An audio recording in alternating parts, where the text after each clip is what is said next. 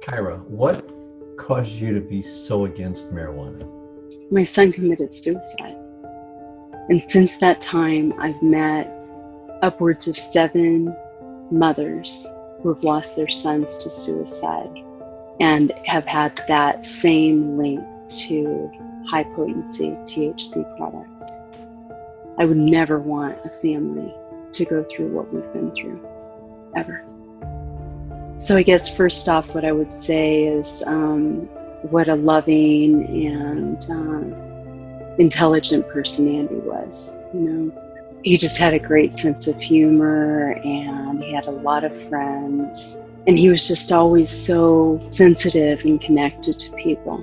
I feel like he viewed cannabis as a fairly mild substitute for a way to feel better. And then he used cannabis to deal with anxiety and depression. And then the cannabis itself became a problem. It wasn't until after Andy passed that I learned of his use the way the way it was. I didn't know a lot of what he was doing at that time. And I was not aware of the difference in THC products until I was in contact with Sally Schindel. So, that's when I became aware that his use was very possibly connected to his suicide. And so as his cannabis use increased,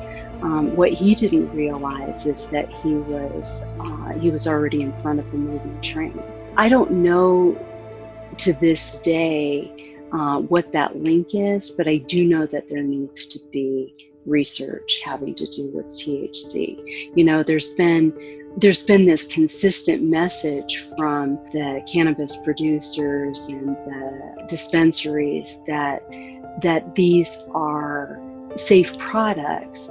But it's becoming clearer and clearer to people like me and the many mothers that I meet on a monthly basis whose sons generally have committed suicide. It's become clearer that there is no such thing as safe use. As is often said, once a person can't differentiate the true from the false, then they often make the ultimate sacrifice. What I found out later is that he was hallucinating,